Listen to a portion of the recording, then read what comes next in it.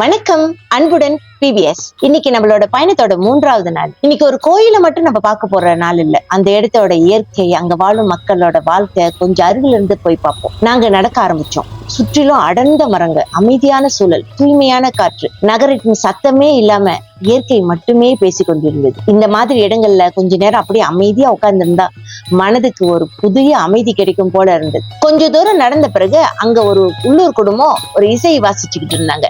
அந்த குடும்பத்திலோட அங்கத்தினரா ஒரு சின்ன பிள்ளையும் இருந்துச்சு. அந்த பிள்ளையும் அவங்க கூட சேர்ந்து அந்த நிகழ்ச்சியில வாசிச்சுக்கிட்டு இருந்துச்சு. அவங்கள பார்த்தோன்னா எங்களால சும்மா கடந்து செல்ல முடியவில்லை. எங்களால முடிஞ்ச ஒரு சிறு தொகையை உதவியா கொடுத்தோம். தொகை பெரியதா சிறியதா என்பது முக்கியம் இல்ல. அந்த நேரத்துல ஒரு குடும்பத்திற்கு நம்மளால முடிந்த சிறிய உதவி, அதுதான் முக்கியம். மீண்டும் எங்க நட தொடர்ந்தது. இன்னும் கொஞ்சம் தூரம் போனப்ப ஒரு அம்மாவும் மகனும் எதையோ பறிச்சுக்கிட்டு இருந்தாங்க. என்னத்தை பறிக்கிறாங்கன்ட்டு போய் அவங்க கிட்ட பேச்சு கொடுத்தோம். அவங்களும் பேச ஆரம்பிச்சாங்க. அந்த அம்மாவுக்கு ஆங்கில மொழி தெரியாதனால அவங்க எங்களை பார்த்து சிரிச்சுட்டு மட்டும் இருந்தாங்க.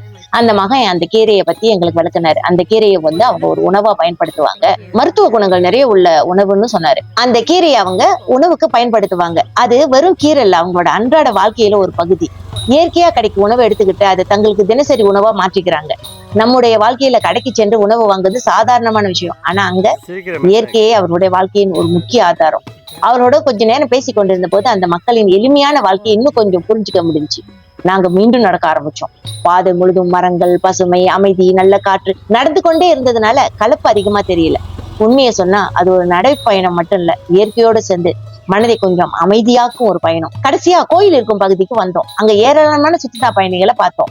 உலகத்துல பல பகுதியிலிருந்து வந்த மக்கள் இங்க வந்து அந்த பழமையான இடங்களை பார்த்து சொல்றாங்க. அங்க சீனாவில இருந்து வந்த சில சுற்றுலா பயணிகளும் பார்த்தோம். ஒரு தம்பதியினர்கள் வாங்க ஒரு படம் பிடிச்சிக்கலாமான்னு கேட்டாங்க. நாங்களும் நினைவுக்கு அவங்களோட படம் பிடிச்சிட்டோம்.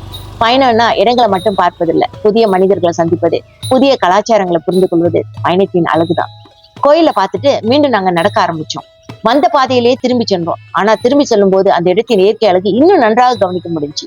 வழியில ஒரு அமைதியான ஆற்று பகுதி, தண்ணீர் ரொம்ப அமைதியா இருந்துச்சு. மரங்களின் நிழல், தண்ணீரின் மேல் தெரியும் பிரதிபலிப்பு, சுற்றிலும் எந்த அவசரமும் இல்லை. அந்த காட்சியை பார்த்த உடனே அந்த அமைதியை அப்படியே பதிவு செய்ய வேணும் போல மனசு தோன்றுச்சு. சில காட்சிகளுக்கு வார்த்தைகள் தேவையில்லை, இயற்கையே கதை சொல்லிடும்.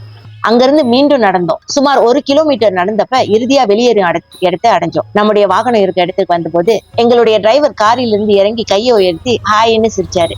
அந்த ஒரு சிறிய தருணமும் அந்த நாளின் நினைவுகளை ஒன்றாகி நாங்கள் காரில் ஏறினோம். அடுத்த பயணம் ஆரம்பமானது. அடுத்ததாக நாங்க செல்ல போகும் இடம் நிப்போன் டெம்பிள். அந்த இடம் இன்னும் ரொம்ப அழகா இருக்குமா. சரி, அடுத்த கோயில்ல திரும்பி உங்களை சந்திக்கிறேன். அன்புடன் பிபிஎஸ். பாய்.